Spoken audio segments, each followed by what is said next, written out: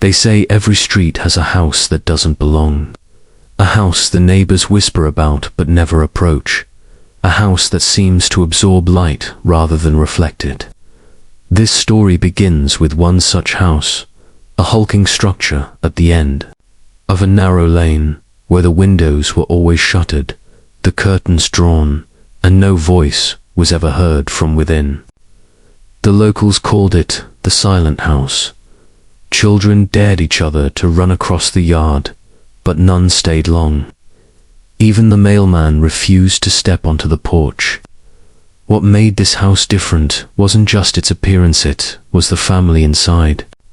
For decades, they lived there, 5 figures moving behind curtains like shadows, never speaking to outsiders, never attending school, never going to church, never even buying groceries in person. Supplies were delivered in silence, left at the door, and picked up only after the deliverer was gone. No neighbor remembered exchanging a single word with them. Yet, every window glowed faintly at night, every room alive with hidden lives no one ever heard. Rumors spread like rot, that they were escapees from some government experiment, that they were cursed survivors of an old massacre, that they were the last keepers of a ritual that demanded silence. But the truth, when it finally broke, was far darker. In the summer of 1978, authorities entered the house for the first time after a complaint about a foul smell seeping from the walls. What they found inside didn't belong to the world of ordinary crimes. It was a world frozen in ritual, silence turned into law, and fear etched into every piece of furniture. The air reeked not only of decay, but of something worse, secrets, held too long. The family inside was not gone. They were there, but not alive as most would define it. Each body was seated at a table, perfectly arranged, as if waiting for dinner that never came. Their mouths were stitched shut, their eyes wide open, no sign of struggle, no evidence of forced entry, just 5 lifeless figures preserved in silence. In a home where not a word had been spoken to the outside world for decades. This was not an accident. This was not a simple crime. This was a ritual, and like all rituals, it spoke in a language older than fear itself. The investigators who entered that house were seasoned men, men who had seen shootings, drownings, suicides, and fires. But what they saw inside the silent house was different. The first thing they noticed was the stillness, like the air itself was bound by some unseen force. No birds sang near the windows, no insects crawled across the floorboards. Dust floated in the air, illuminated by thin slices of light sneaking through the blinds, and it felt heavy, unnatural, like breathing it was a violation. The dining room became the focal point. 5 chairs, 5 bodies, and 1 table that was perfectly set. Plates with untouched food, mold now crawling across what must have been a last meal prepared weeks earlier. Forks and knives rested neatly. On folded napkins, in front of each figure sat a glass of water, still half filled, stagnant, as if frozen in time. But what chilled the officers most were the mouths stitched shut with thick black thread, crude and uneven, piercing lips until they bled. Whoever did this wanted silence so badly that even in death, not a whisper could escape. There were no signs of struggle, no overturned furniture, no broken locks. Each member of the family appeared to have accepted their place at the table. The patriarch, a tall, gaunt man in his 50s, sat at the head. His wife beside him, her face pale, hands folded neatly in her lap. 3 children, 2 boys and 1 girl, lined the other side. All their eyes were open, glassy, and fixed on the empty chair across from them.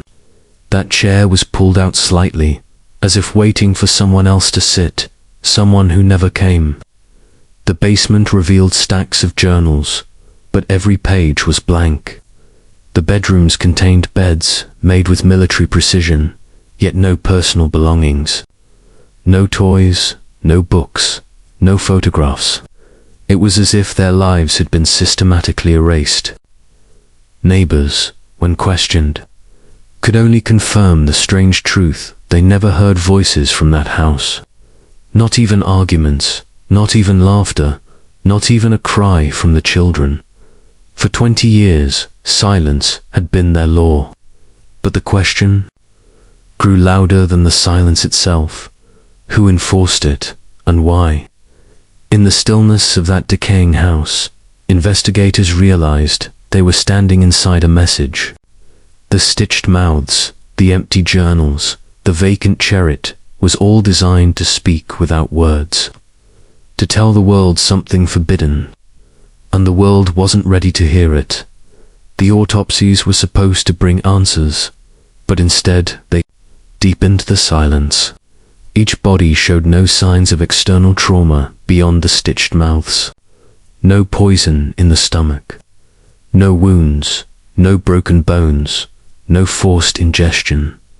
Their organs were intact, though strangely slowed. The coroner noted that their hearts, livers, even their lungs seemed unusually preserved, as if time itself had hesitated.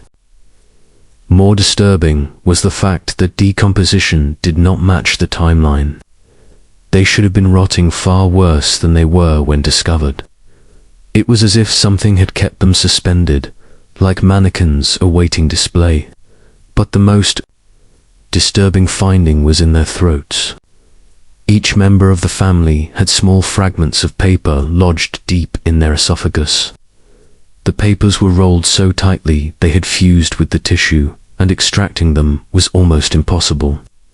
When uncoiled, the words written in shaky ink repeated one phrase over and over: "Do not speak, do not open, do not betray." Who placed them there, and why, was impossible to answer. The family had swallowed silence itself, sealing it into their bodies, into their death. The police filed their report, but what could they possibly write? Cause of death? Undetermined? Evidence? Ritualistic? Nothing made sense. The official story was buried quickly, dismissed as a murder-suicide, the kind of label used to close files that are too dangerous to keep open. But off the record, officers whispered about the basement journals, the empty pages stacked floor to ceiling. Why would a family that never spoke fill their house with books that contained no words? Or perhaps that was the point. Silence had been recorded, archived, bound in leather. One officer swore he saw faint impressions on some pages, as if words had been written and then erased violently. Another said, under ultraviolet light, symbols flickered briefly before disappearing, but before more could be examined, the journals vanished. Taken, supposedly, by federal agents who appeared without announcement, loading boxes into black vans in the dead of night. No paperwork, no chain of custody, just gone. The silent house was padlocked, condemned, and eventually demolished. But demolition doesn't erase memory. It doesn't erase what people saw, and some secrets, once glimpsed, can never be unseen. What began as a grotesque discovery of 5 corpses was mutating into something larger, something orchestrated, intentional. A silence imposed, protected, and preserved. A silence that someone in power wanted to keep unbroken. The town tried to forget, but silence has a way of echoing louder than noise. In the weeks after the discovery, whispers spread like infection. People who lived closest to the silent house began reporting strange sensations. Dreams that felt more like intrusions, sudden headaches when walking past the condemned property, an overwhelming dread that pressed on the chest. Children described hearing muffled voices in their rooms at night, though the words were never clear, just the sensation of someone speaking without sound. Authorities dismissed it all as hysteria, a town spooked by tragedy, but records show that 3 neighbors moved away within months, leaving behind furnished homes and unpaid mortgages. They told friends they could no longer bear the silence pressing in from across the street. And then there was the priest. Father Donahue had been one of the few who attempted to bless the house, sprinkling holy water along its sagging frame. Within a week, he stopped speaking altogether. His parishioners found him sitting mute at the altar, eyes unfocused, lips trembling as though stitched from within. Doctors called it catatonia. Some said it was fear, but his hands told a different story. Scratched into the wood of his confessional booth were the same words pulled from the family's throats. Do not speak. Do not open. Do not betray. It became clear the silence was contagious, a kind of psychological virus spreading through anyone who came too close. By autumn, local law enforcement refused to patrol the street. Reports of trespassers, seekers, occultists, or simply the curious spiked. Some were found days later, wandering the fields miles away, disoriented, unable to recall their own names.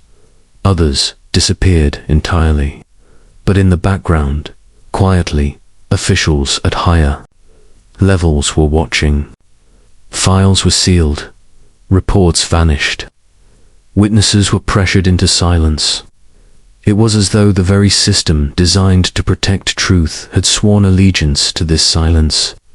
The house was not merely a crime scene, it was a site of containment. But containment of what? Madness, ritual, or something older, something dangerous that language itself could awaken. Men in black suits, described by locals, came often during the night. They never knocked. They never entered through the front door. They walked directly to the basement, stayed for hours, and left carrying boxes wrapped in tarps. If neighbors peeked through curtains, they were visited the next day by strangers warning them to forget what they saw. Fear locked jaws tighter than any stitch. In silence, the conspiracy grew. The deeper investigators tried to dig, the more resistance they faced from above. Local detectives whispered about how their own reports were altered after submission. Entire paragraphs deleted, photographs missing from evidence lockers. One officer resigned after swearing that the autopsy files he typed himself returned to him redacted, stamped with markings he had never seen before. Classified eyes only. What kind of family murder ends up in federal archives? Only those with threads leading somewhere higher, somewhere forbidden. Yet, there were pieces that slipped through, fragments impossible to bury completely. A retired pathologist spoke off record, confessing he believed the family had not died naturally at all. He suspected a ritual poisoning, not with chemicals, but with silence itself. He described the human body as built on vibrations, breath, voice, resonance. Remove the voice and you begin to remove the self. Stitched mouths weren't just symbolic, they were a weapon. Over time, he believed, their very identities collapsed, their organs slowed, their bodies entered suspension. It was death by silence, a grotesque science masquerading as faith. But whose science? Whose faith? Locals traced the family's lineage and uncovered that they had once belonged to a religious sect from Eastern Europe, exiled generations earlier for practices too dangerous to continue. This sect, according to fragments of church records, worshipped not a god of words, but a god of silence. They believed the universe was a prison built from speech, that words were chains binding the human soul. To speak was to betray the divine. Their ultimate ritual was to swallow silence itself, sealing it in the flesh, becoming vessels of obedience. Most dismissed these stories as folklore, but it was impossible to ignore the consistency. The stitched mouths, the swallowed papers, the blank journals. All of it reflected a system of belief, but one that had somehow survived exile, migration, and time, which meant the family inside the silent house had not been victims alone. They had been participants or prisoners of a vow carried through generations. And if that vow was still alive, if there were others bound to the same silence, then demolishing the house changed nothing. Silence does not need walls to survive. Silence thrives inside men, inside systems, inside institutions. The family was not the end of the story. They were only the beginning. The family's history became a puzzle few dared to assemble. But fragments survived in courthouse records and yellowed immigration ledgers. They had arrived in America in the early 1900s under a different name, fleeing persecution in a remote Carpathian village where silence was not only ritual but law.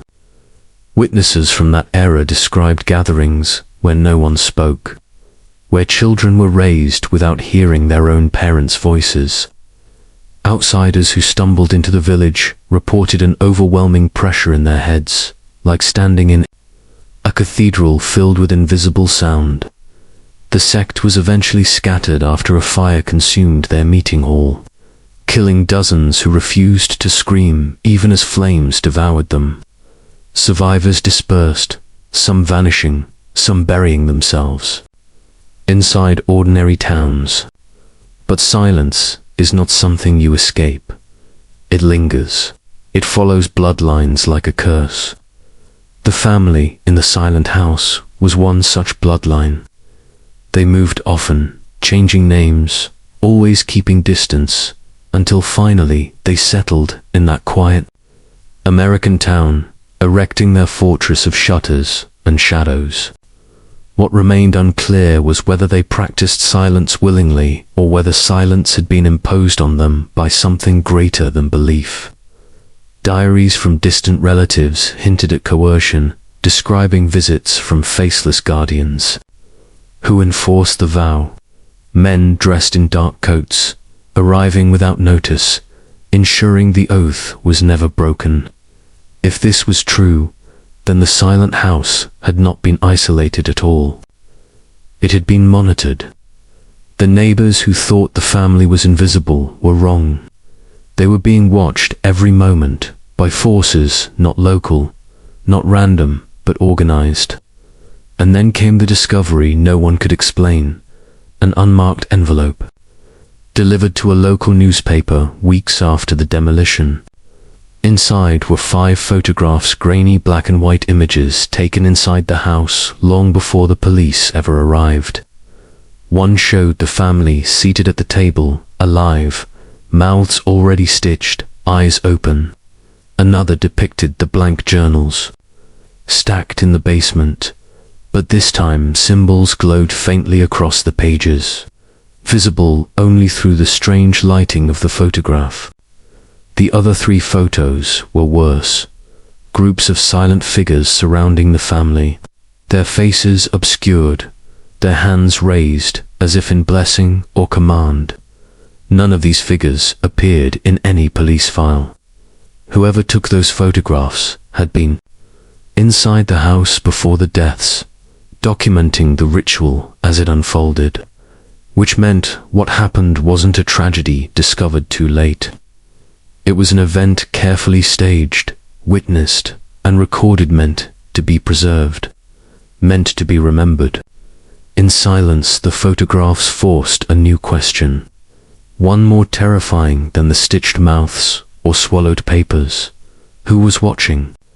Whoever documented that ritual didn't intervene, didn't try to save the family. They stood in the room, camera steady, recording the silence as if it were sacred. This wasn't murder in the conventional sense. It was a performance, overseen by an audience hidden in plain sight. When journalists tried to trace the envelope's origin, the trail vanished into nothing.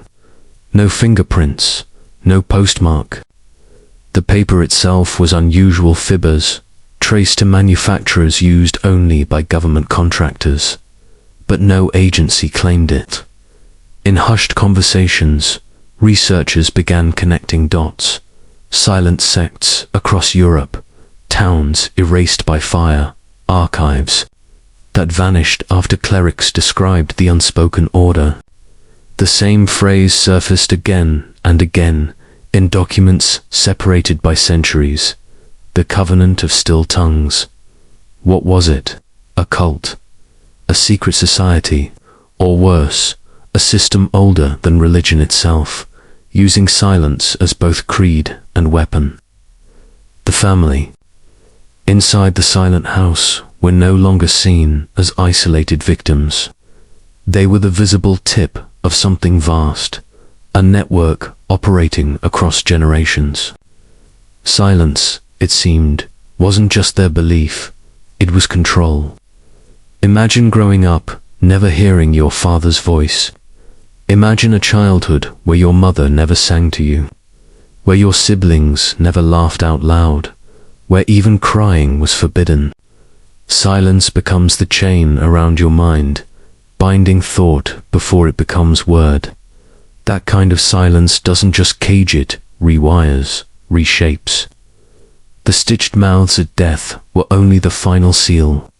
The family's lives had been laboratories of obedience, experiments in erasing individuality.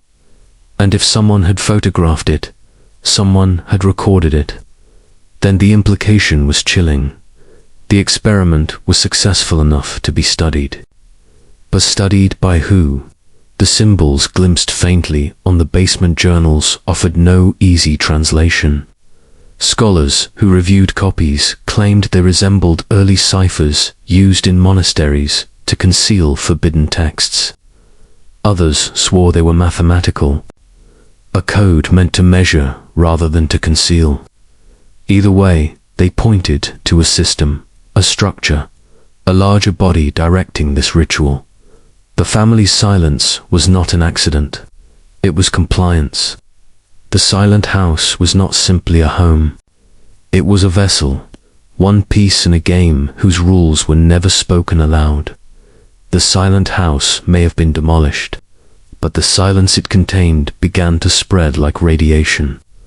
Researchers who handled the photographs or examined the police files reported an eerie side effect. Their own voices began to falter. Some lost the ability to speak for days at a time, their throats tightening, their words dissolving into breath. Doctors called it psychosomatic, but the timing was too precise to dismiss. One archivist, who catalogued a copy of the photographs, was found weeks later sitting in his office at midnight, unable to utter a word. His computer screen displayed only a single sentence, typed again and again, hundreds of times. Silence protects. Silence punishes. He was committed to a psychiatric facility, but his case was not unique. By the 1980s, multiple officials who had touched the silent house evidence had fallen into mutism, paranoia, or sudden disappearance. A pattern was forming. It was as if the act of investigating silence was enough to invite it into your own body. But there was one detail that broke through the fog. The empty chair at the family's dining table. Every witness, every photograph confirmed it had been set but unoccupied. Who was that place reserved for? A missing family member? A leader of the ritual? Or something unseen? The true recipient of the vow? Investigators pressed hard on genealogy, uncovering references to a sixth child born to the family years earlier, whose name vanished from records. Some said the child had died young. Others claimed he was taken, raised elsewhere to continue the sex traditions, but the chair suggested something more sinister, that the child was never gone, that he was expected to return, and the family's silence was held in place until he did. Could it be that their deaths were not deaths at all, but offering sacrifices to maintain a covenant stretching back centuries? Silence wasn't simply absence. It was a form of currency, traded, demanded, collected. And that night, at the dining table, 5 members of one family paid the price, leaving one seat open for the debt collector, which meant the silent house wasn't just a tomb, it was a ledger, and somewhere, someone was still keeping count. The missing child became the obsession of those who dared keep pulling at the threads. His absence was a void, a shadow larger than the house itself. Hospital records from the time of his birth were missing, baptismal documents shredded, census notes blacked out. The erasure was too complete to be coincidence. But one line remained, buried in an old county ledger: infant male, not registered, relocated. Relocated where? By whom? That single word suggested a transaction, a removal sanctioned by authority. Was he taken by social services, by the sect itself, or by those shadowy guardians whispered about in earlier records? The trail went cold until a former postal worker revealed he once delivered sealed crates to the house in the early 1960s, addressed not to the family but to an organization whose name he was forbidden to say. The crates were always collected by a tall man in a black coat who came in silence, signed nothing, and vanished before speaking a word. The postman confessed that one night curiosity overwhelmed him. He pried open a crate before delivery. Inside, wrapped in linen, was not an object but a photograph. A young boy with lips already stitched, eyes staring forward without expression. The image haunted him until his death, though no evidence of it survived. Was this the missing child? If so, he had been claimed early, transformed into something more than a son. He was the heir of silence, groomed to inherit the covenant his family was too weak to carry. And what of the empty chair at the table? Was it his seat, left open in case he returned to claim what was his? Or was it his absence that doomed the family, their deaths a punishment for failure to protect the silence in his stead? These questions echoed long after the house was gone, because whispers of the boy resurfaced in places far from that quiet town. A silent youth in photographs of secret schools, a stitched figure glimpsed on the margins of protest footage. Presence that was always there, but never acknowledged. The missing child was no longer just a rumor. He was a thread woven into something vast, stretching across borders, across decades. And wherever he was, silence followed. By the mid-1990s. The missing child had become less a person and more a phantom symbol, invoked in underground discussions about secret societies and ritual orders. Researchers who tracked sects with similar silence codes began to notice a pattern. Wherever silence cults appeared, so too did the rumor of a boy with sealed lips. He was never named, never identified, yet always described the same weight: pale, expressionless, his mouth bound by thread or covered with a strip of black cloth. In some accounts, he was an observer at rituals, in others, a judge. But most chilling were the reports that described him not as a victim but as a figure of authority, presiding over initiations where the highest vow was to surrender one's voice. Was this the missing child from the silent house, grown into something more than human, less than free? Or was he one of many, part of a bloodline scattered deliberately, raised to preserve a vow no nation, no religion, no government could name. Evidence was scarce, yet chilling. A grainy photograph smuggled from Eastern Europe showed a gathering of hooded figures in a monastery ruin. In the center stood a man with lips sealed, identical in age and build to what the boy from the silent house would have been. Intelligence agencies quietly seized the photograph when it surfaced, labeling it unverified. But unverified in official language often means undeniable in reality. Meanwhile, survivors from towns once touched by the covenant of silence began speaking ironically, only after they had escaped into countries where their past was dismissed as folklore. They described children taken from families, raised in silence until their identities broke, molded into conduits of obedience. Some died from the strain, others disappeared into roles too secret to trace. The missing child from the silent house may have been one of them, the most important one. If true, then his family's stitched mouths weren't just symbolics, they were sacrifices to fortify his place. Their silence was the foundation upon which he would rise. The empty chair at their table was not for him to fill, but for them to leave vacant, a throne awaiting his claim. And if he lived, if he walked somewhere in this world even now, then the silent house was never demolished. Its walls merely shifted, expanding invisibly, until the silence swallowed us all. The further researchers pushed into the mystery, the more they realized the silent house was never just a crime scene, it was a blueprint. Silence wasn't only a vow, it was a system of control, a technology of obedience older than electricity, older than governments. Records from medieval monasteries hinted at similar practices, monks whose tongues were cut out upon entry, yet whose manuscripts overflowed with coded symbols. Abbots who claimed silence opened channels to forces ungovernable by ordinary men.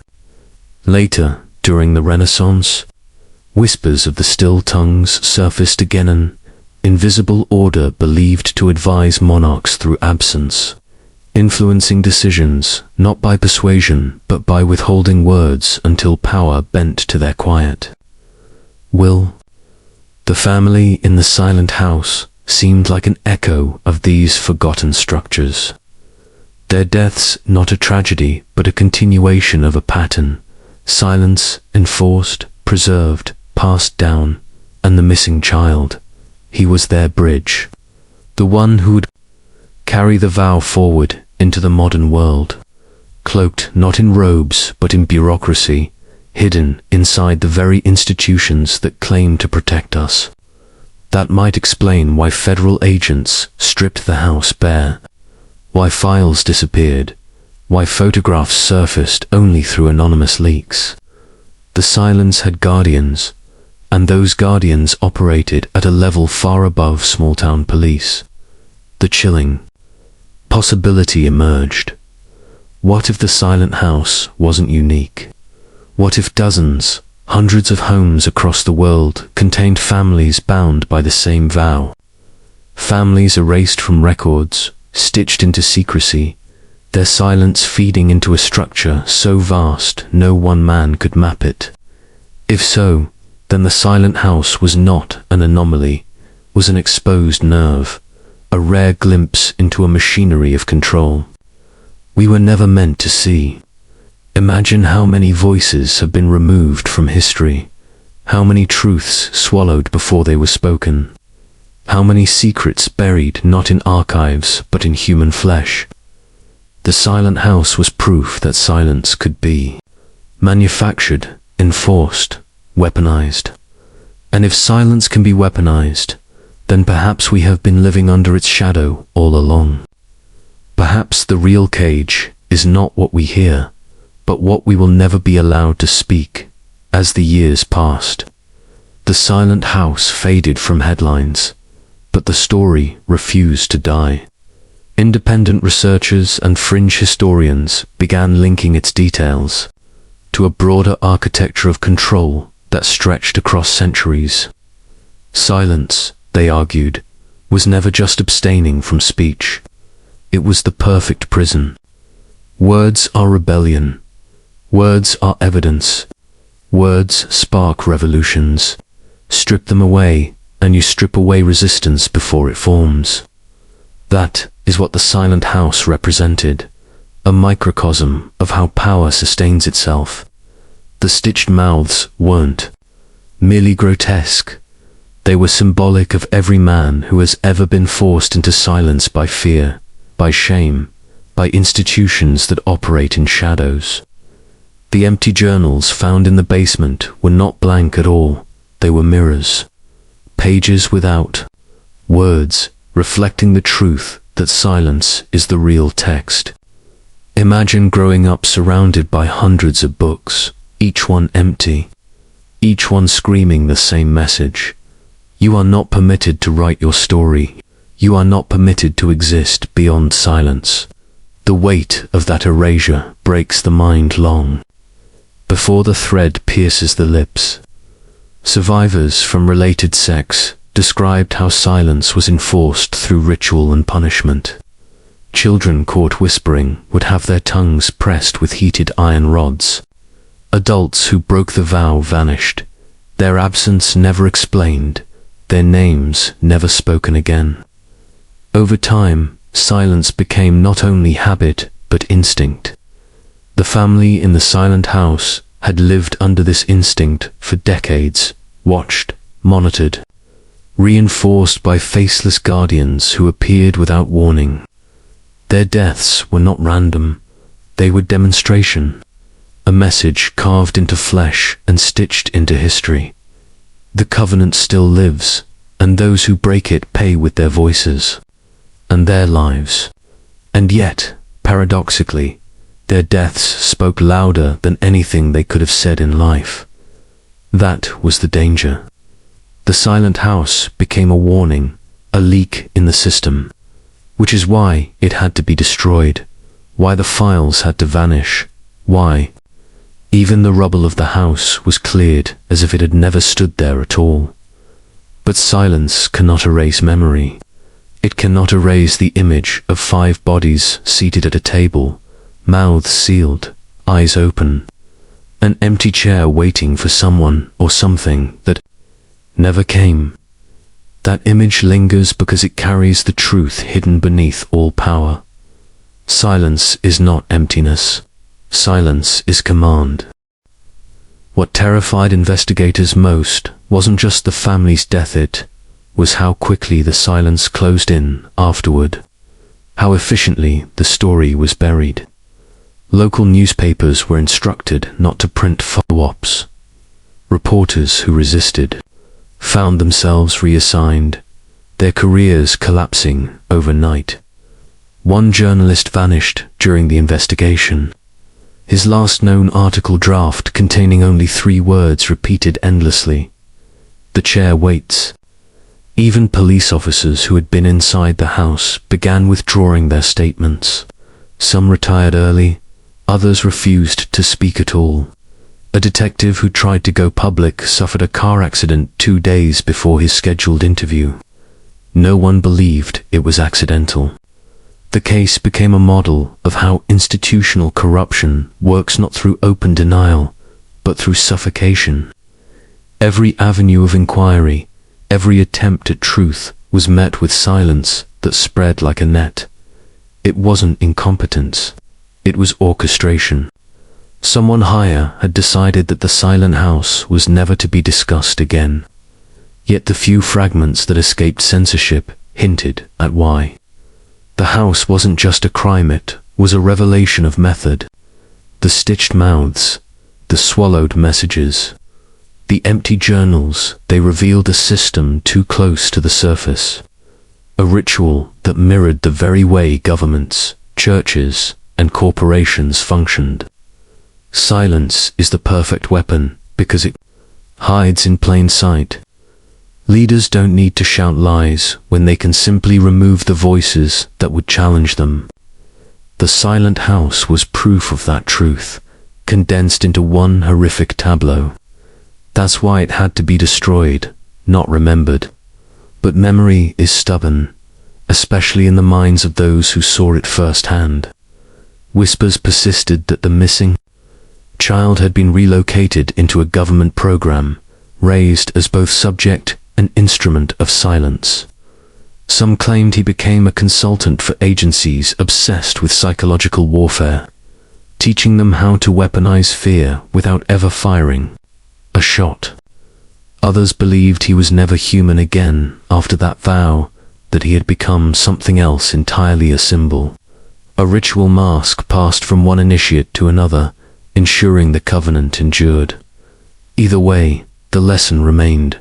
Silence was not passive. It was active, predatory, invasive, and it had protectors in places of power. Those who dared to probe deeper began to notice a strange consistency in the aftermath of the silent house. Those closest to it either lost their voices or lost their lives. This wasn't metaphor, it was measurable.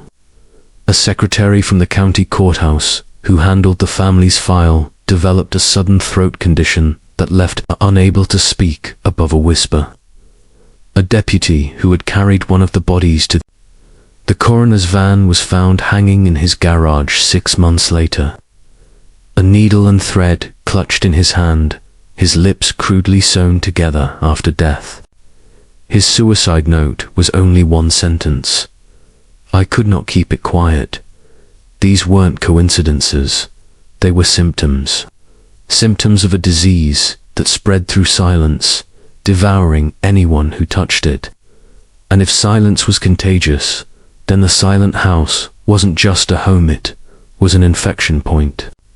The missing child became the core of this infection, a ghost-like figure appearing again and again in conspiracy testimonies, always wordless, always watching. Some described him as an emissary of the covenant, others as its enforcer, a reminder that no one escapes the vow. But there were darker interpretations too. What if he wasn't the survivor at all?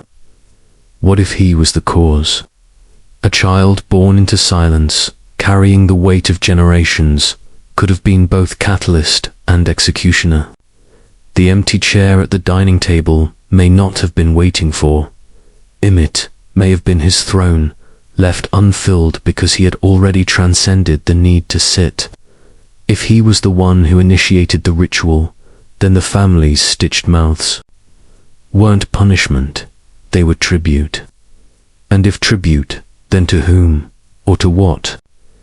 That was the question researchers never answered, because every time they approached it, the silence deepened. Phone lines cut out, meetings ended abruptly, files vanished.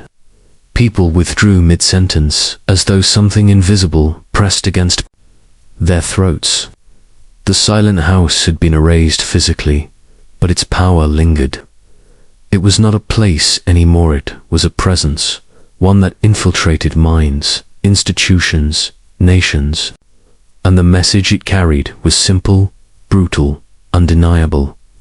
Silence is loyalty. Silence is survival. Silence is the only law that endures. When the silent house was finally demolished, the demolition crew noticed something chilling.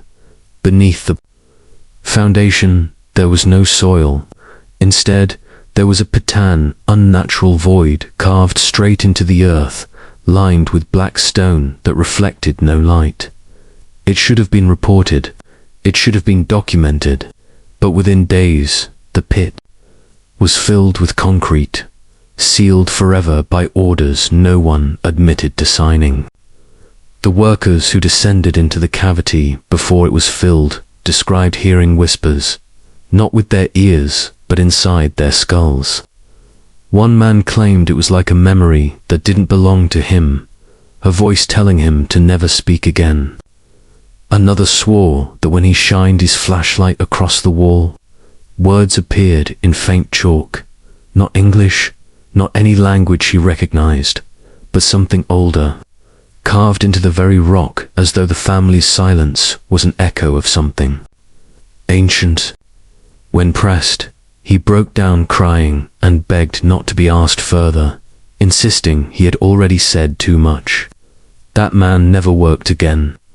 His wife later testified that he spent his last years sitting silently in his living room, hands folded, eyes fixed on nothing.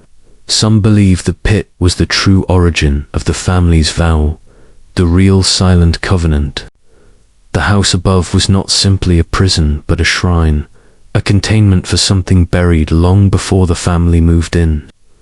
Perhaps the family weren't victims, perhaps they were guardians, bound to silence, not for their own sake, but to prevent something older from being unleashed. If this is true, then the stitched mouths and wordless rituals were not madness. They were discipline, control, a way to keep the infection of sound from waking what slept below. And when the family failed, when one member broke the covenant, demanded sacrifice. That would explain why the missing child was never found, why the bodies left no clear evidence of murder, why even the investigators felt their voices falter. The pit beneath the house was not a void, it was an ear, and it was listening. What makes the silent house so dangerous is not only what was found beneath it, but what happened afterward. In the years following the demolition, several members of the demolition crew died under strange circumstances. One drove his truck straight into a lake, leaving behind a note that read only, "Too loud." Another was found in his home, every wall covered in phrases scrawled in black ink. "Don't let them hear me. Don't let them hear me." His body was discovered in the bathtub, drowned, but the water in his lungs contained no traces of chlorine or minerals. It was as if he had drowned in something not of this earth. The survivors spoke less and less, retreating from society, avoiding conversations, some even refusing to answer phones. One man wore earplugs everywhere until he eventually starved himself in silence. The pattern was unmistakable. Contact with the pit, even for minutes, infected them with the family's curse. It was no longer just a story of one isolated household. It was something transmissible, something that could spread. Historians later connected the silent house to other, older accounts of mute settlements found in European folklore. Villages that supposedly vanished without a word, homes abandoned with meals still warm on the table, every inhabitant gone. A recurring motif haunted all these accounts. Silence as ritual, silence as offering, silence as survival. Were these isolated legends, or fragments of a larger story an ancient pact humanity had forgotten? The silent house may have been the modern echo of a tradition older than Christianity, older than kings, older even than language itself. And this is where the darker question emerges. Who ordered the pit to be sealed? Who knew enough to silence the workers? Such decisions are not made by accident. Some power, hidden in plain sight, understood the risk of letting the truth surface. They buried it, not just in concrete, but in bureaucracy, in classified files, in public ridicule that branded anyone who spoke of it as mad. The family had been guarding the secret. The demolition crew had glimpsed it. But the ones who sealed the pit, they were protecting something else entirely. Not the people, not the truth. They were protecting the silence itself. The silence was not just absence of sound, it was a weapon. Government files leaked decades later suggested that the family inside the silent house may have been part of an experiment, one not sanctioned by science, but by shadow institutions.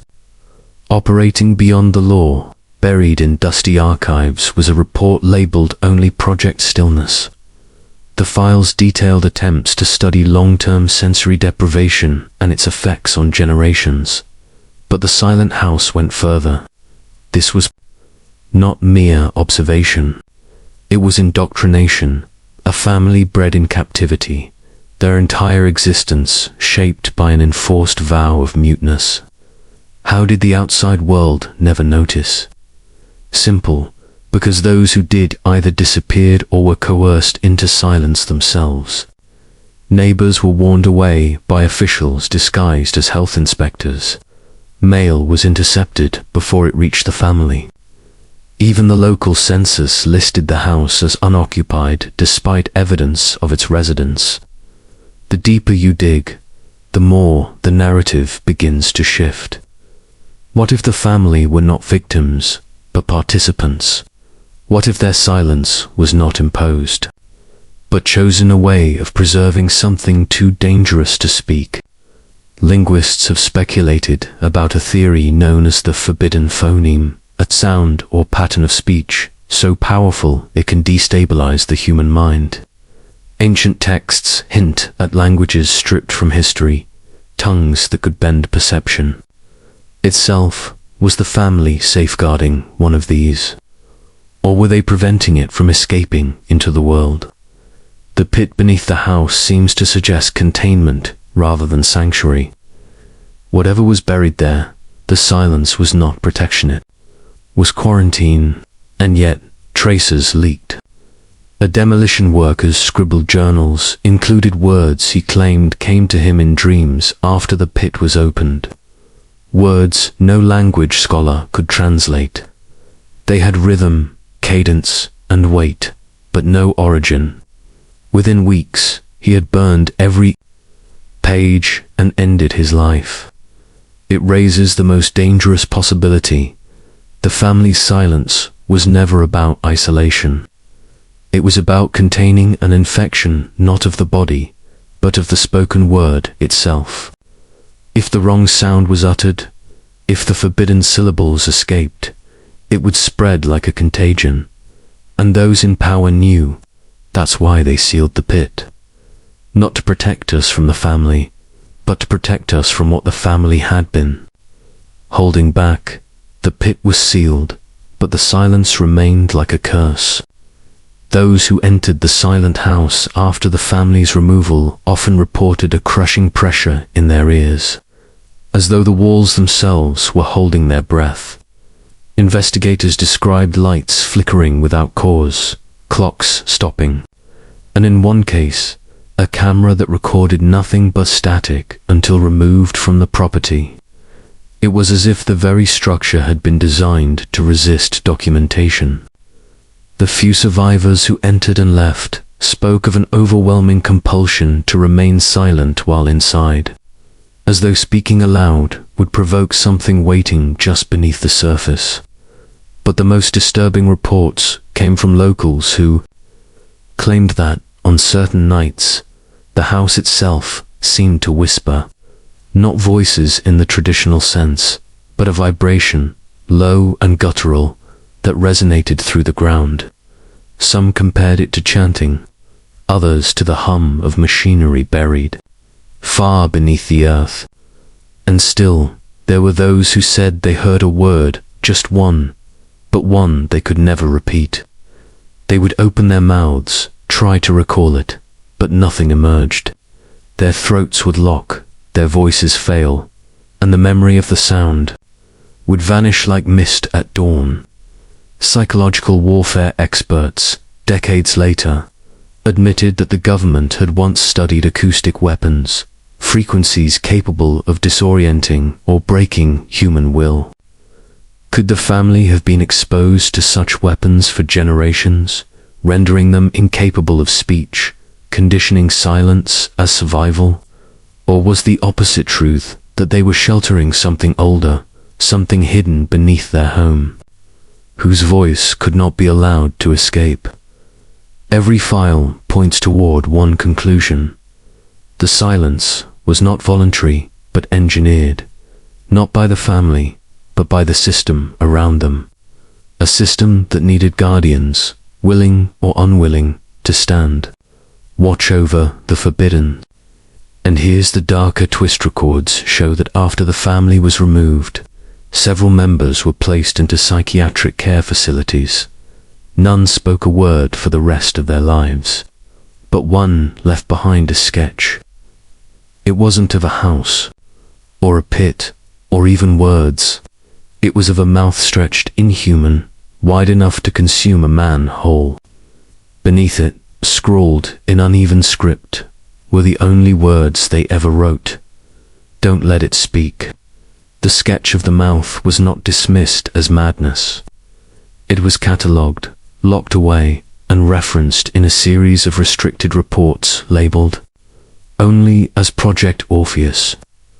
What little has leaked from those files suggests that the family had not been isolated by accident, but by design.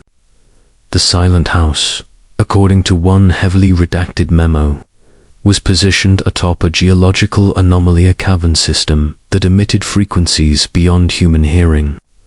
The family, selected generations earlier, had been placed there as living buffers. But the problem was this: the longer they stayed, the more the silence consumed them. Children born inside the house developed without the instinct to speak. Words became alien, unnecessary. Their communication shifted to gestures, glances, and a strange rhythm of knocks against the walls. Neighbors who once pressed their ears against the wood swore they heard entire conversations carried out this way: knock, pause, knock, knock, knock. It was a language that no outsider could decipher. One scientist, decades later, ran the rhythm through sound analysis software and came to a horrifying realization. The pattern matched coded transmissions used in early intelligence networks. But with a variation, it seemed to mirror heartbeat patterns, as though the house itself was being used as a conduit for something alive. If that's true, then the family were not only prisoners, but translators forced to learn and echo the pulse of something buried deep below. And here lies the darkest possibility. Their silence wasn't a refusal, it was obedience. By never speaking to the outside world, they prevented knowledge from leaking. They became guardians of a secret that could unmake language itself. Don't let it speak, the sketch warned. And perhaps it wasn't metaphorical at all.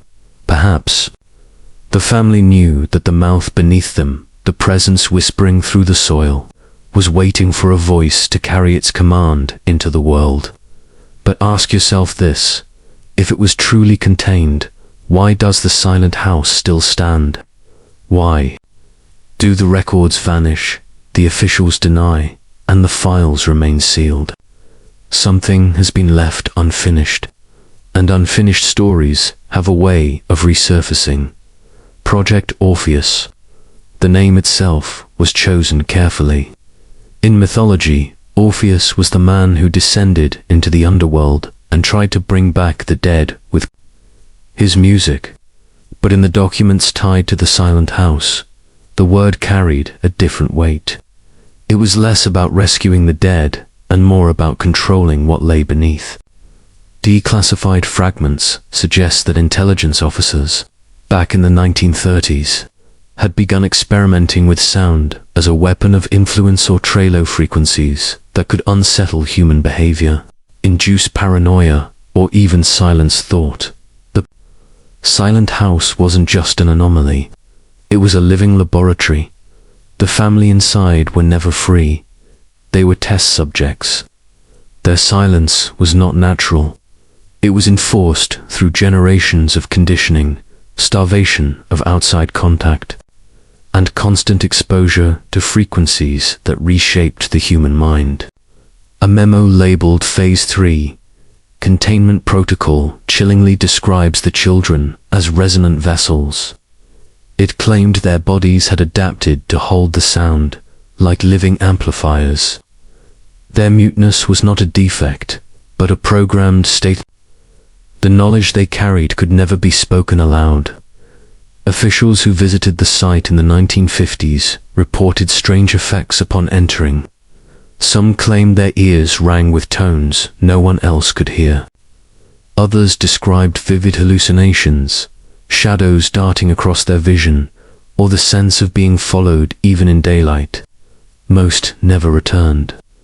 Those who did often resigned, citing irreversible disturbances in their perception of reality. The truth became clear to the few who dared to piece it together. The silent house was not built to protect the family from the world. It was built to protect the world from what the family had become. But here's the part they never anticipated. Silence itself is a weapon. By refusing speech, by existing outside the grip of language, the family severed themselves from control. Systems that govern us all. Words are the chains of society contracts, orders, prayers, laws. But the family lived without them. Their silence made them invisible to authority. They could not be indoctrinated, recruited, or deceived. To the state, this was not only a problem, it was a threat. And when silence becomes dangerous, power always intervenes. The first disappearance is rarely spoken of, not because it was forgotten, but because it was deliberately erased. His name was Thomas Avery, a local surveyor sent in 1949 to measure property lines on behalf of a land dispute. He wasn't a policeman, a scholar, or an investigator. He was just a man with a map and a chain, trying to do his job. But Thomas Avery walked too close to the silent house, and that was enough. Records show he entered the property on a grey morning, scribbling notes into a worn leather journal. Neighbors later testified they saw him step across the boundary fence, but no one ever saw him step out. His horse remained tethered to a post. His tools were left scattered in the grass. His journal, half filled with measurements, was recovered weeks later in a drainage ditch miles from the property. The last entry was jagged, rushed.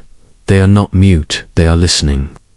After that, the page trailed off into meaningless scratches.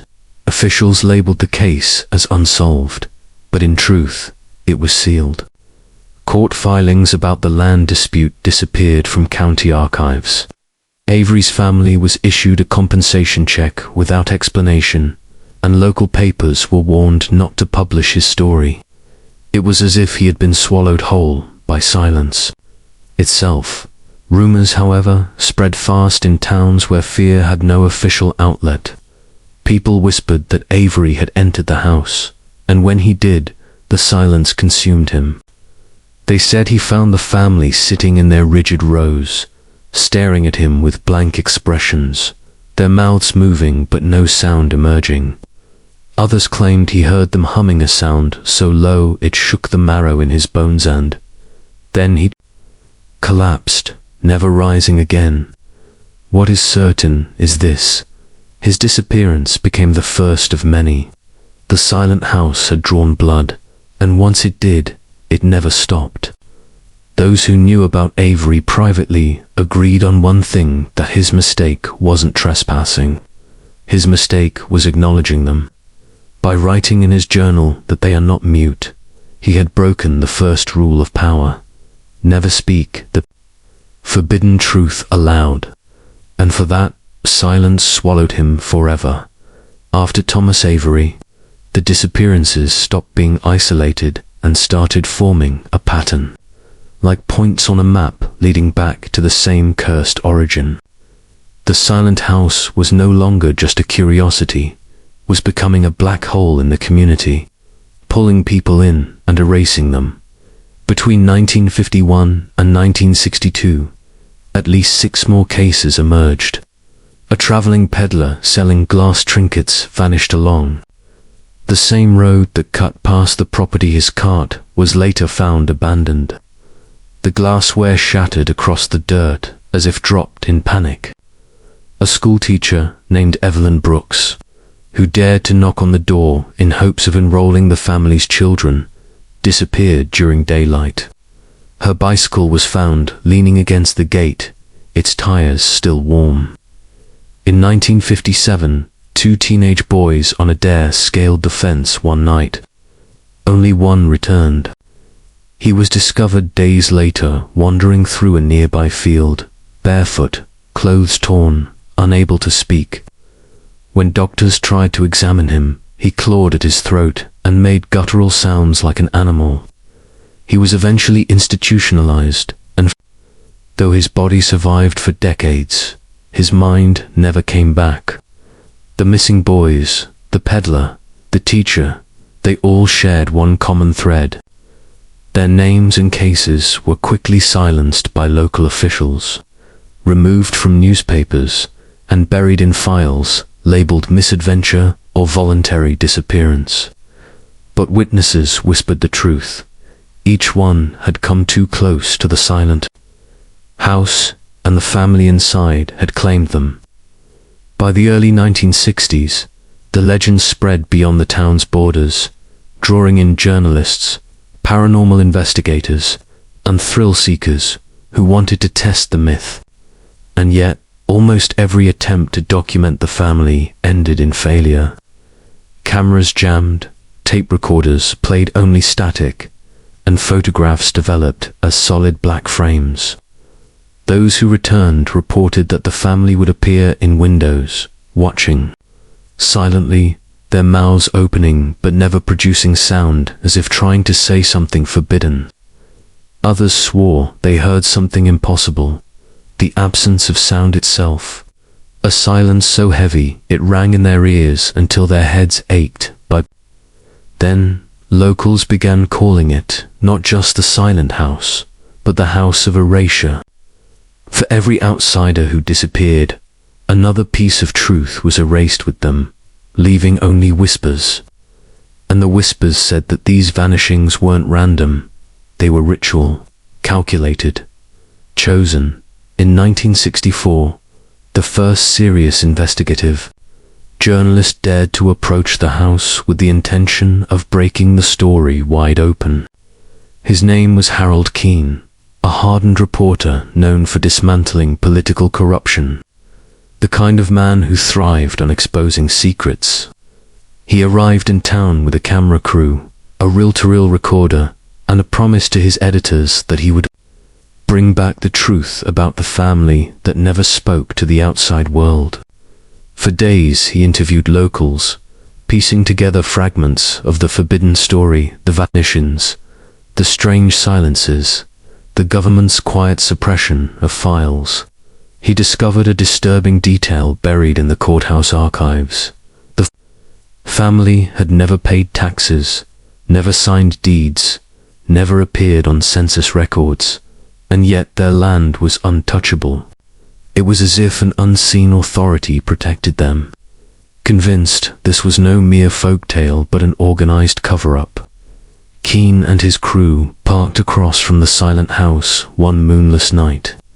The plan was simple: document movement, capture photographs, and attempt to make contact. But what happened instead destroyed his career, his reputation, and ultimately his sanity. The crew set up their cameras, pointing them at the dark windows of the house. Hours passed, nothing.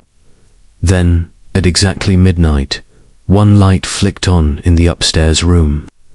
The camera operator swore he saw a figure standing there, motionless, staring out. Keane demanded the cameras roll, but when they checked the footage, there was nothing, just static, just blackness. Frustrated, Keane marched to the gate and shouted for the family to come out. His crew begged him not to. That was when the silence struck. They described it later as a wall of soundless pressure, a suffocating vacuum that collapsed into their skulls. Birds fell dead from the trees, insects stopped chirping, the world went mute. And in that silence, the family appeared. They emerged. Onto the porch, one by one, pale figures, eyes wide, mouths opening in unison like puppets on invisible strings. No sound, just mouths moving. The cameraman dropped his equipment and ran. Another collapsed, bleeding from his ears. Kean himself stood frozen, staring at them, lips trembling as if he were hearing something his crew could not. Days later, the crew resurfaced disoriented, broken, unwilling to speak. The cameras were recovered, but every reel was blank. As for Kean, he was never seen again. His disappearance was explained away as a nervous breakdown. His name faded from journalism, erased like he had never existed. But locals knew the house had claimed him.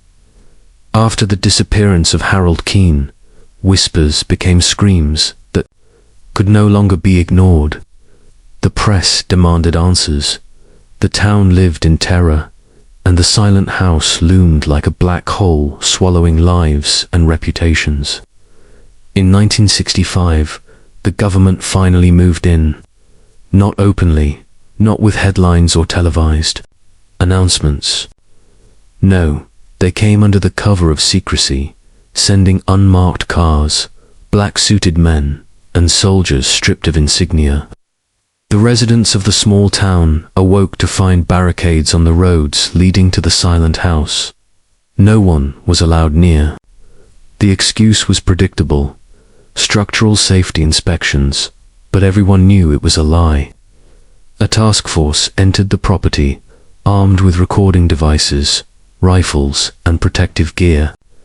Their orders were classified, but fragments later leaked through hushed conversations, drunken confessions, and stolen documents. The mission was not observation, it was containment. They believed whatever lived inside that house, whatever had consumed the family and the journalist, posed a threat to national stability. The official line would have the public believe the government was hunting communists and spies. But the files told another story. This was about erasing something older, something unspeakable. Witnesses reported the sounds of men shouting, followed by gunfire.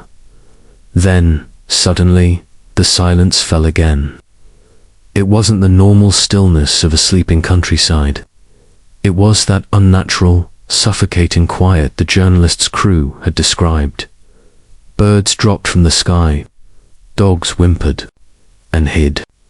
Every clock in town stopped ticking. And then the screaming began. Not human screaming, not exactly. Locals swore it came from inside their own heads, a pressure that made them stagger and vomit. Men and women clutched their ears, praying for it to end. Hours later, the barricades lifted. Trucks rolled out, but they were covered with tarps. Soldiers were slumped in their seats, faces pale, as if drained of life. Some were carried, limp and silent, into the waiting vehicles. No one spoke a word. The silent house, however, still stood, untouched, unburned, undefeated.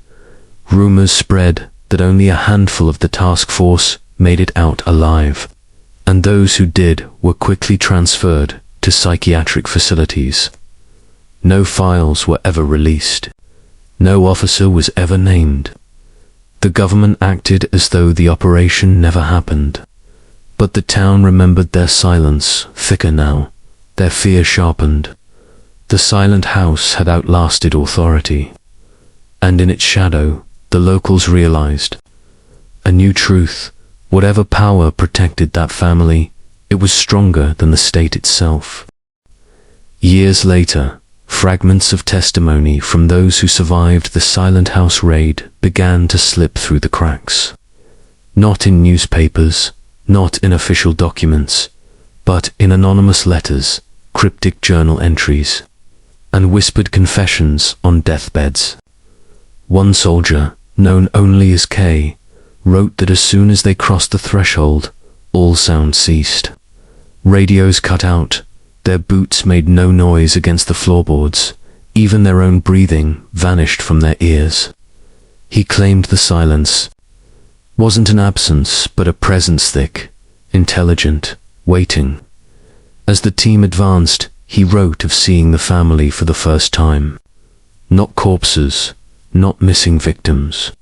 They were there, sitting at a massive oak table in the dining room. Every member of the family, alive but frozen, as if sculpted from flesh, eyes wide open, pupils dilated, chests faintly rising and falling, but their mouths sealed shut as though stitched by an invisible hand. No one spoke, no one moved. Kay swore the children turned their eyes in unison toward the soldiers, but not their heads, just the eyes. That single act shattered the courage of trained men. Another survivor described the walls of the house as breathing. He said wallpaper bulged in and out like lungs, and sometimes a handprint would press outward from beneath the surface. When they opened doors, they found not rooms, but mirrors that reflected them older, bloodied, broken. One soldier opened a door and saw himself decades in the future, begging for mercy, his own throat slit. When the team leader tried to order retreat, no sound came out of his mouth.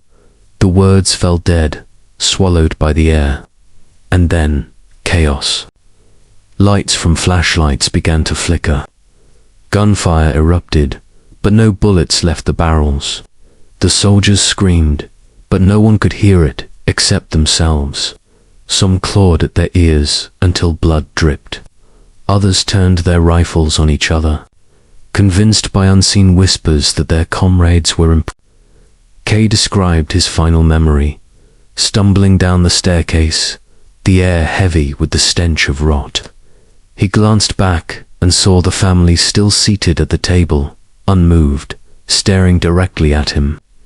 And above them, written on the ceiling in what looked like ash and blood, were the words, "You were never meant to enter."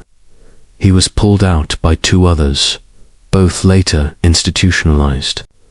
Of all who entered, only 3 left alive. 2 lost their minds. Kay vanished. His letters ended abruptly, no trace of him found, and the silent house remained, untouched, hungrier than before. The government wasted no time erasing what had happened. Within 48 hours of the failed raid, all reports, testimonies, and communications related to the silent house were classified under an operation name, so obscure that even senior officers couldn't access it. The 3 survivors were removed from military records, their names stricken from rosters as if they had never served. Families were told they had been killed in accidents, their bodies unrecoverable.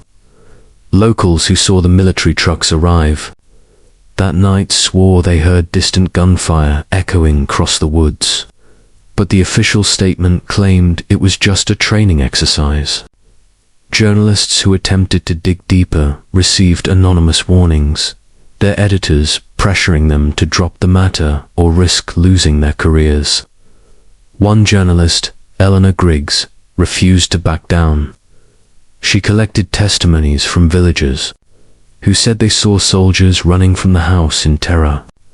She even acquired fragments of a torn report, blacked out with thick ink but still bearing phrases like hostile silence, psychological collapse, and entities at dining table.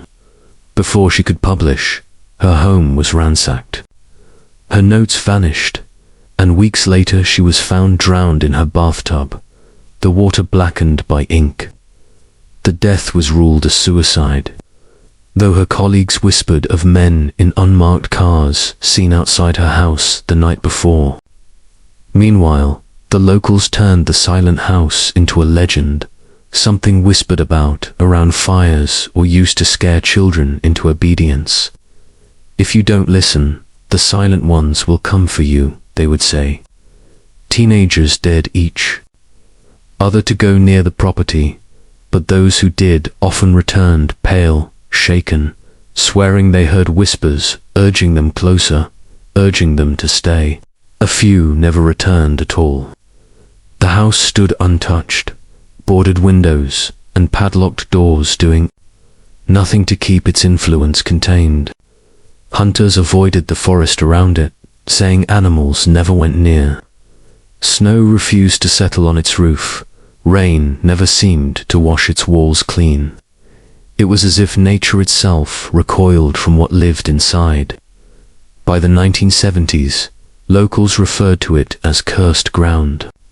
But deep in government vaults, buried in classified files, it was referred to by another name, the control experiment. And the few who had read those files understood the silent house was never meant to be abandoned. It was meant to be. Studied the classified files, decades later, leaked by an anonymous whistleblower, revealed a revelation darker than any ghost story or superstition.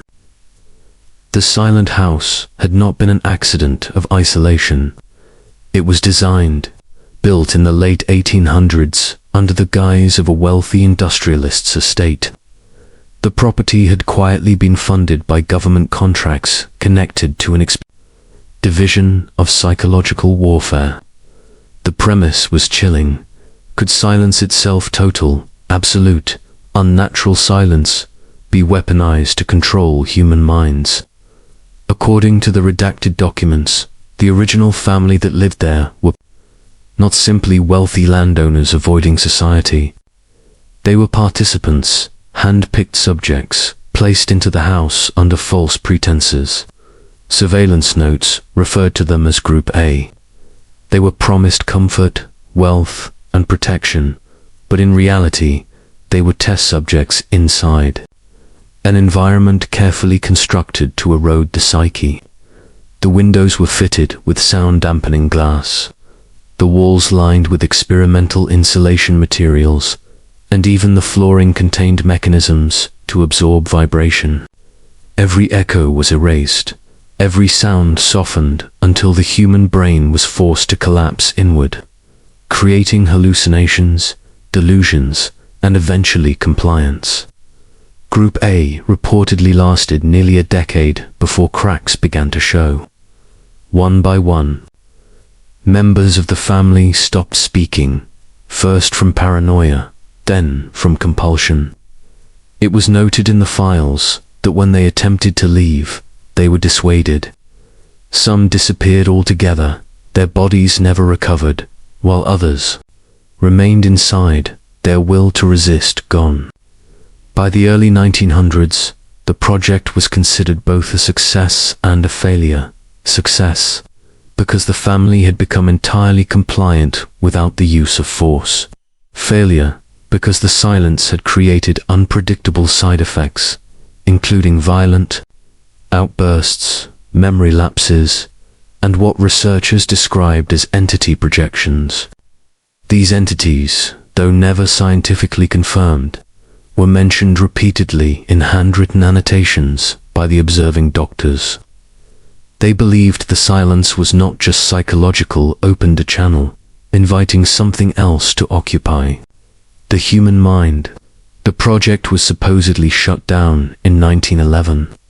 Yet documents prove researchers returned again and again to observe the remaining members, who never spoke another word to the outside world. Their offspring inherited the silence as if it were a disease.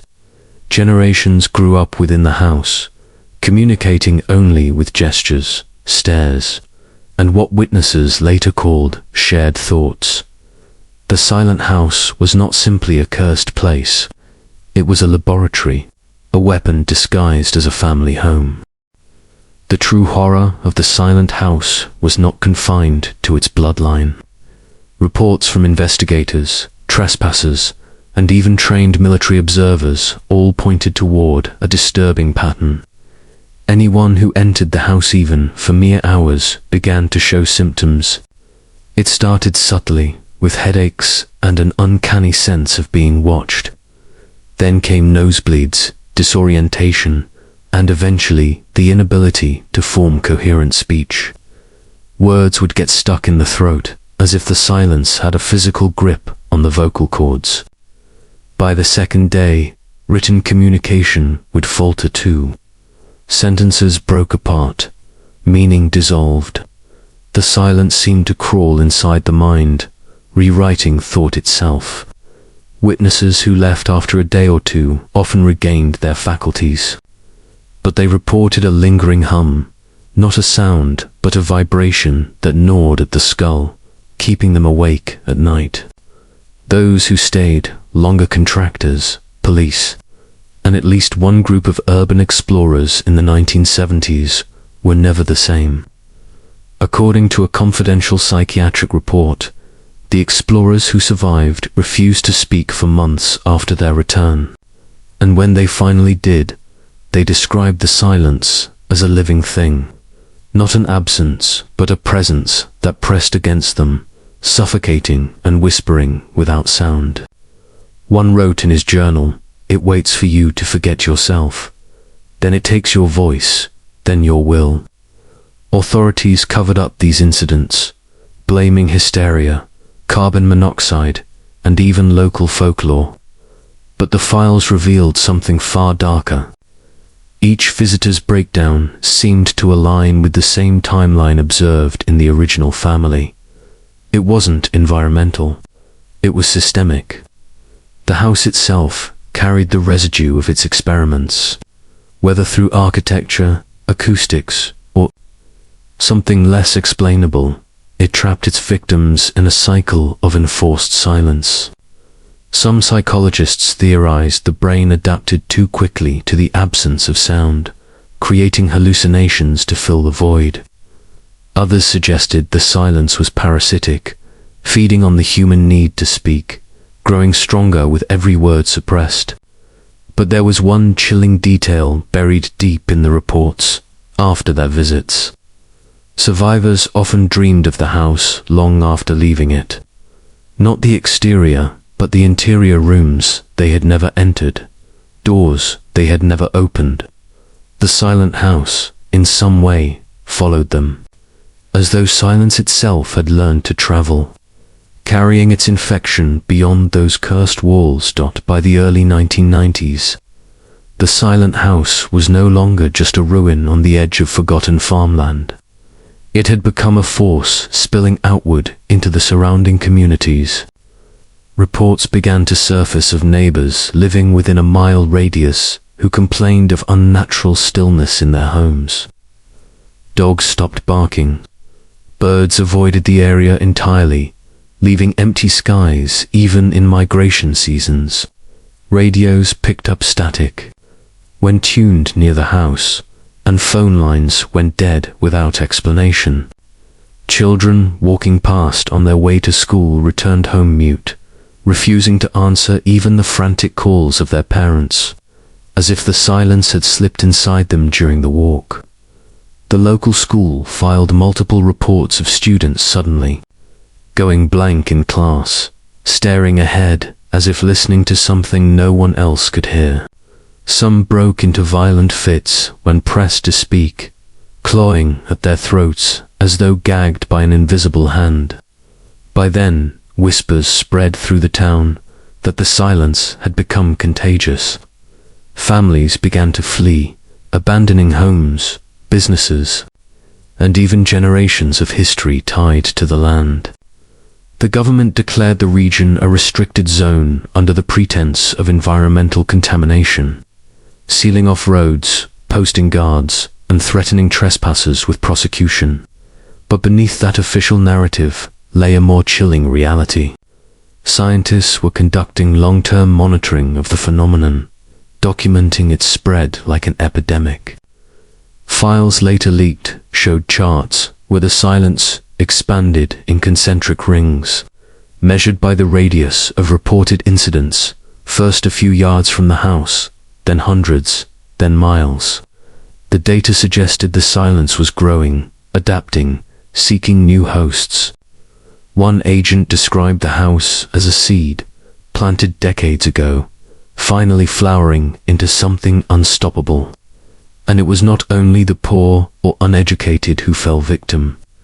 One judge who lived nearby abruptly ceased speaking in court, his gavel striking in furious rhythm as he tried to communicate without words. A pastor's Sunday sermon collapsed into sobbing silence before a packed congregation. A mother left her newborn in its crib and stood for hours in the dark, listening to nothing. The silence was no longer an isolated curse, it was a contagion of the mind, consuming thought, language, and identity. And in the shadows of this spreading epidemic, one terrifying question rose, like smoke from the ashes of reason. Was the family merely the first victims, or the first prototypes of a world meant to be remade in absolute silence? The silent house still stands, its windows black like the eyes of something waiting. The government never demolished it, though many begged them to, because they claimed structural instability made it too dangerous to raze. But the truth is simpler and more sinister. They couldn't. Every demolition attempt failed. Machines broke down, workers fled in panic, and in one case, an entire crew vanished after entering the site, their equipment left behind, engines still running. Inside, the walls are said to pulse faintly at night, as if breathing. Locals who dare to approach describe hearing whispers that do not belong to human tongues. Low frequencies that bypass the ear and nest directly in the mind. They don't sound like words, they sound like commands. Some who return claim they no longer dream. Others refuse to speak ever again. The family that lived there, the ones who severed themselves from the world, may have only been the beginning of a story too large to comprehend. Were they victims, drawn into an experiment that erased them? Or were they initiates, chosen to embody the silence that now spreads beyond their walls? Officially, the records say nothing. No case file, no photos, no evidence survives. But men, who once carried the briefcases, who sat in the meetings, whisper that the silent house was never about one family, was about us. About testing how much silence a society could endure before collapsing. About stripping away language until only obedience remained. If that is true, then the family were never prisoners. They were the model. And now, as silence blooms like a plague across the world through dead zones of internet blackouts, through mass resignations into wordless depression, through the strange hunger of institutions for quiet compliance, we are all being drawn into the same experiment. Listen closely. Right now, in the stillness of your own room, do you hear it?